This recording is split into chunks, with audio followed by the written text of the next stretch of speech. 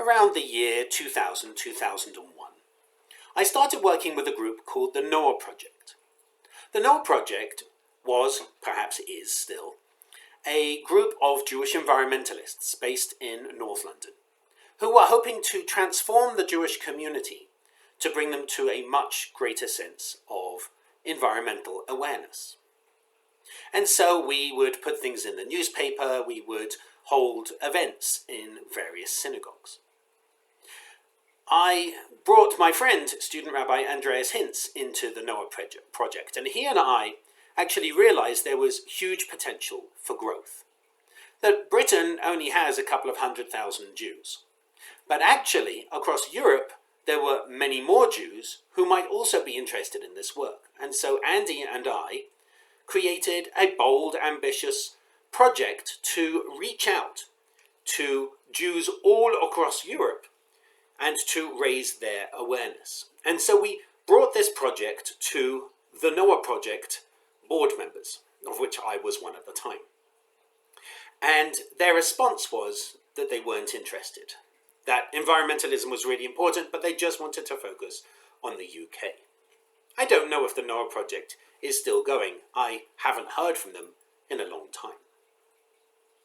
In 2009, Aubrey Mayer, the author of Contraction and Convergence, which was and still remains a very important economic model, Aubrey Mayer invited me to go to the COP15 talks in Copenhagen.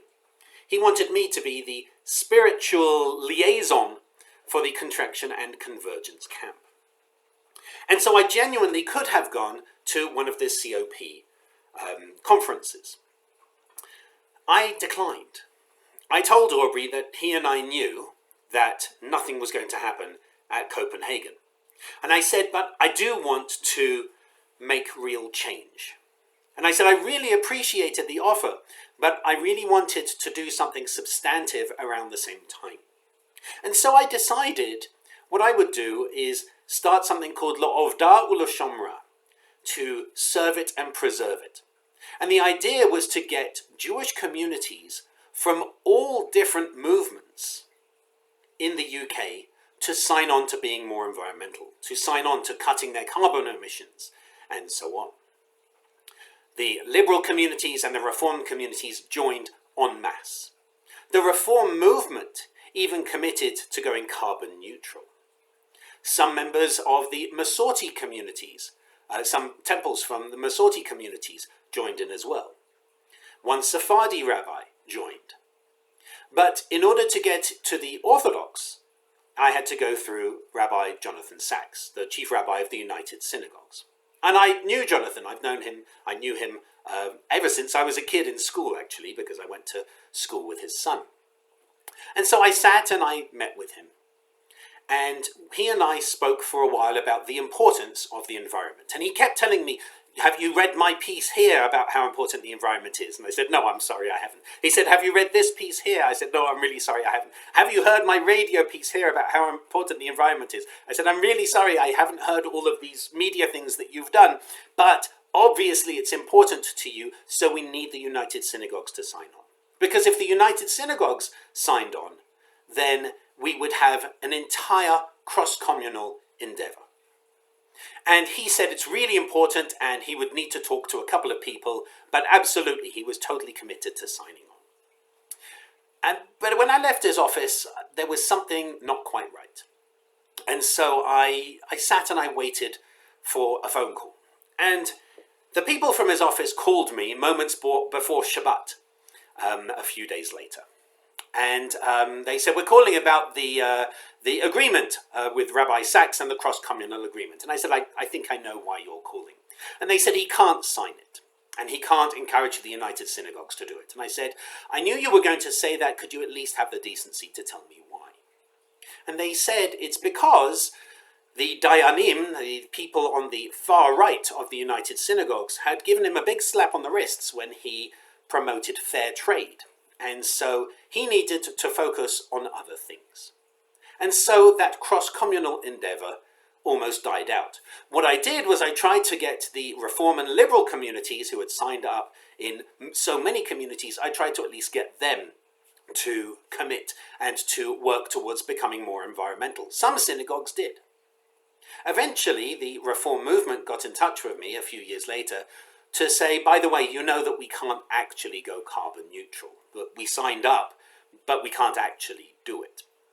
And this became a theme for me in my Jewish environmental advocacy, of getting groups together, of hearing how important it was to them, but actually when it came to actually making substantive changes, most of them said, you know what, it's actually going to be really difficult for us to do. Why do I mention all of this week? Well, partly because we saw yesterday the news from the United Nations, who have very clearly said that the current pledges to reduce carbon emissions will do very little to stop runaway climate change, anthropogenic climate change, global warming, or better, actually called global heating, because it's not just about being warm. And the United Nations told us really clearly what many of us working in the environmental movement have known for a long time, that the pledges that have been made, the changes that have been brought about, are really only surface deep. And in fact, what we need is a total change of our society, a total redirection of our society, a total change of our values. And it's really interesting that they spoke about dismantling the current food network, and they spoke about changing the economic models and changing the behavior of consumers. But I think there's much more to it than that, because actually changing people's behavior is really difficult unless you first change the underlying values of a society. When we live in a society that deliberately pollutes, of course, asking us to change our behavior within that society is only going to lead to surface deep changes. And we turn around and we pat ourselves on the back and we say, but we're environmental. We recycle all of our plastic, for example. Although, as you may have seen in a recent report, only 5% of the plastics in this country that go to recycling actually end up being recycled. What many people don't know is that the plastic recycling franchise, really, the entire model of plastic recycling, came from oil companies. The first proposals for plastic recycling, and indeed the first commercial for plastic recycling, was actually sponsored by oil companies. And the idea is very simple. Keep buying our products and we will make sure that they are dealt with in an environmental way. And what do? We believe them. Why wouldn't we believe them? We're told, take this, put this in the trash, and it will be recycled. But in fact, only 5% of American plastic waste is recycled. Our situation has become so ridiculous, so nonsensical, that the current COP talks, the current global environmental talks, are being sponsored by Coca-Cola, one of the biggest polluters in the world. It's so nonsensical, it's almost like, I would say, like having an anti-fascism rally sponsored by the Proud Boys. It's so nonsensical, and we live within that nonsense and we accept it. We accept it because that's the world around us, and to dismantle it would be a monumental task. It would require total change in the way we behave and the way we think, the way we interact with each other, the way we shop, the way we eat, the way we wear clothes, the way we have toys and games. Every single part of our lives would have to fundamentally transform. And we don't want to do it. That, I think, at the end of the day, is the biggest problem that we face.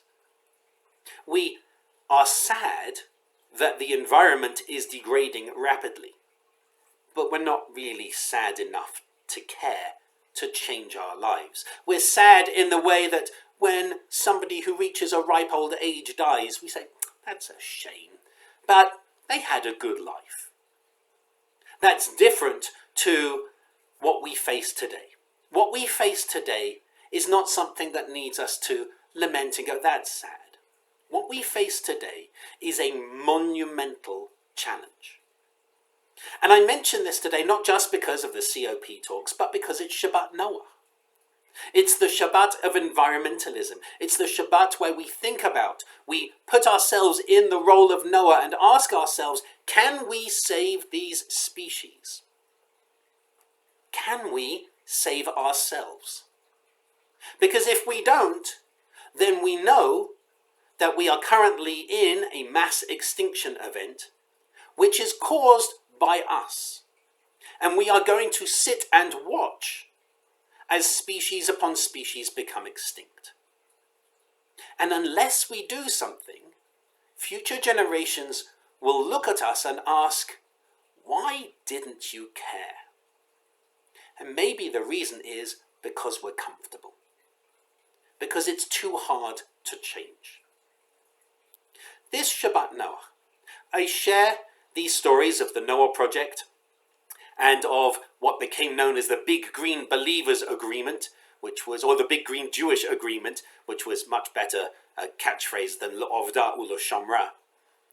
I share their failure to change to serve as a message, a question to us as a Jewish community. What are we going to do to really fundamentally transform ourselves in the face of climate catastrophe? Not global warming, not, oh, it's going to be a little bit nicer, but climate catastrophe, which will cost the lives of potentially, according to James Lovelock, potentially 1 billion people on this planet, as well as countless species. What are we actually going to do about it? As a Jewish community, as Temple Beth Shalom, as the largest Jewish community in Santa Fe, how are we going to lead environmental action? So I ask you, genuinely, to think about what we need to do to transform. Not small changes, not commitments which we won't keep, not surface deep changes, but total transformation. I am asking you for ideas.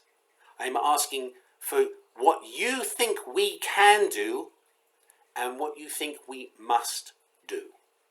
Beyond just simple recycling, much of which doesn't get recycled anyway. This Shabbat Noah, let's really think about our responsibility to God's creation.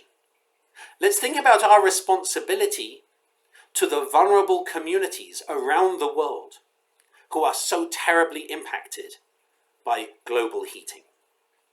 Let's actually stop saying, that's sad, that's a shame. Let's stop that surface deep caring and let's show that we really, really care, can change and will change. Please send us your ideas. Please help us fundamentally change. Help us be leaders in the face of climate catastrophe. Our Kabbalat Shabbat service this evening is a reflective and meditative service. I encourage you to join us for that. And also, I encourage you to join tomorrow morning in Torah study, where we'll be studying various midrashim about Noah. And then we have a themed Shabbat morning service, something which Cantor Liana and I are starting. It's going to be a deep Torah dive service, where I'm going to be looking at the story of Noah, relating it to our liturgy, and really exploring the Torah portion in great depth. I do hope that you'll join us, and I genuinely look forward to hearing your suggestions of how we can and must transform our community and ourselves in the face of climate crisis. I ask you to please seriously consider doing this so that we can be leaders in this. I wish you Shabbat Shalom.